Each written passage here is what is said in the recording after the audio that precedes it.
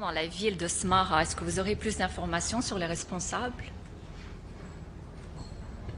Effectivement, comme l'a souligné la presse internationale, les radios, il y a eu 4 déflagrations dans la nuit de samedi à dimanche dans la ville spirituelle du Sahara marocain, dans la ville de Ma'laïnin, le grand leader de l'opposition et surtout combattant, qui a combattu la colonisation espagnole. C'est en pleine nuit que ces 4 explosions ont eu lieu. Je vais vous montrer ici. C'est une ville qui est connue pour sa sérénité, pour la qualité de sa vie et surtout pour le pacifisme de ses populations civiles. Les 4 explosions dont vous avez fait mention, madame, elles sont pratiquement dans le même périmètre. Première explosion, c'est dans le quartier industriel. Deuxième explosion, c'est dans le Hay Salam. Troisième, Hay Salam. Et le quatrième, Hay Al-Wahda. Vous voyez, c'est pratiquement la ville et sa périphérie. Il n'y a aucune installation civile, comme vous pouvez le constater dans la première explosion dans le quartier industriel. Il n'y a aucune installation ou site militaire ni quoi que ce soit. Deuxième, Hay Salam également, vous voyez des bâtiments, vous voyez des rues, vous voyez des terrains vagues. Troisièmement, Hay Salam, vous voyez, c'est les constructions, pratiquement. Et Hay Nahda également, vous voyez des bâtiments, des rues. C'est dans ces quartiers que ces explosions ont eu lieu. Nous déplorons malheureusement un martyr, un jeune garçon de 23 ans qui s'appelle Hamza, qui ne vit même pas là-bas, qui est venu voir sa tante pour demander la main de sa cousine. Il vit en France, dans la ville de Tarbes. Il est venu avec sa mère pour construire un avenir avec la femme de son cœur ou la fille de son cœur. Malheureusement, le destin on a décidé autrement, ou je dirais ceux qui ont organisé, perpétré ces explosions lâches, ignobles, en ont décidé autrement. Nous déplorons également 3 blessés, dont 2 dans un état grave et qui se trouvent encore aux urgences à l'hôpital militaire de Laayoune. Immédiatement après ces explosions, qui ont eu lieu pratiquement vers minuit 30, la MINURSO a été avisée. Et comme vous le savez, la MINURSO a également des postes d'observation à Smara.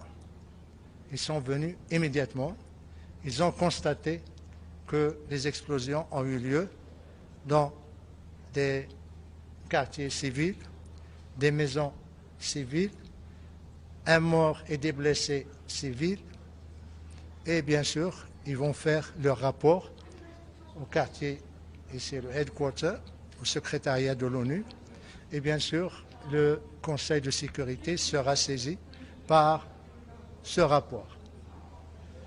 Les autorités marocaines, de leur côté, ils ont demandé à ce qu'il y ait, à travers le procureur général auprès de la cour d'appel de Laayoune, qui a demandé à ce qu'on diligente, la police judiciaire de diligenter une enquête afin de vérifier ou d'identifier les détails scientifiques, mais également balistiques de ces explosions. Le Maroc est un pays légaliste. Pour le moment, nous sommes dans la phase de l'enquête, de la collecte d'informations. Nous n'accusons personne parce que tout simplement, nous attendons les résultats probants de cette enquête. À ce moment-là, nous agirons. Mais nous ne pouvons pas ignorer qu'il y a un faisceau d'indices qui sont là également probants. Les faisceaux d'indices, il n'y a pas un, il n'y a pas deux, il n'y a pas trois, il y en a plusieurs. et qui verse pratiquement vers la même direction qui s'est prononcée elle-même. Le premier indice, c'est le communiqué qui a été publié par le groupe séparatiste armé, le Polisario. C'est le communiqué 901, où il est dit que, là j'ai le communiqué en français, où il est dit que c'est ce qu'ils appellent l'armée de libération sahraoui a ciblé 3 régions. Le Mehbes, Smara, Farsia. Smara, il parle de l'explosion et de projectiles qu'ils ont lancés dans la nuit de samedi à dimanche. Premier indice. Et là, c'est un communiqué officiel du Polisario. Deuxième indice, lorsque les radios et les télévisions du monde, les agences de presse ont commencé à parler de ces explosions, le Polisario, et en le citant, à aucun moment, il n'a démenti. En l'absence de démenti de sa part, tout le responsabilise et tout indique que, effectivement, son silence confirme que c'est eux qui sont derrière ces explosions. Comment pourrions-nous qualifier tout en attendant les résultats et les conclusions de l'enquête de la police judiciaire de la Younes Mara? Nous savons que le droit international, le droit humanitaire international, les résolutions des conseils de sécurité qualifient toute attaque ou tout ciblage des civils ou des villes civiles comme acte terroriste, comme acte de guerre. Et bien sûr, ça suppose des conséquences et des responsabilités. Pour le moment, tout ce que nous pouvons dire, c'est que ces attaques ou ces explosions, cette victime innocente, que j'appellerai Shahid, qui a attristé tout le Maroc, ne resteront pas impunis. Les responsables devront assumer leurs responsabilités juridiques, mais également politiques. Pas seulement ceux qui ont perpétré ces attaques, mais ceux également qui sont derrière eux, ceux qui les abritent, ceux qui leur fournissent les missiles ou les katyusha ou les mortiers. Parce que tout simplement, quand il y a une déflagration, ça laisse des traces. Ça laisse parfois des indices techniques de l'origine qui va permettre au Maroc la traçabilité de l'explosif et la traçabilité du missile, du katyusha ou du mortier. À ce moment-là, le Maroc prendra les décisions qui s'imposeront et tirera les conséquences et les conclusions qui s'imposent.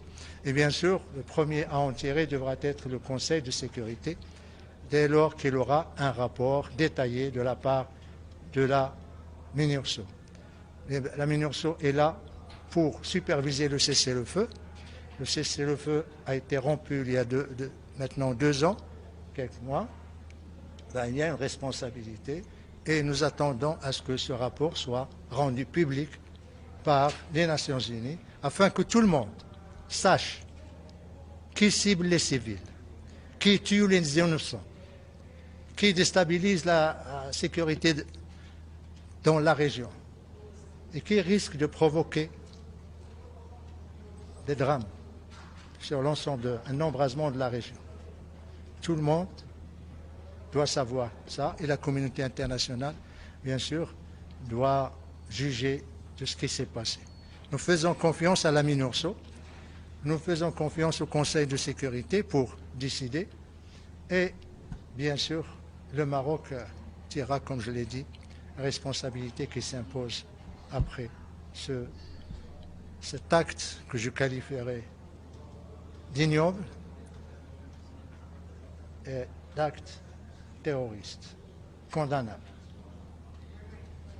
قبل ما تخرجوا ما تنساوش تابوناو معنا وتابعونا على مواقع التواصل الاجتماعي. نيوز بلس أكثر من مجرد خبر.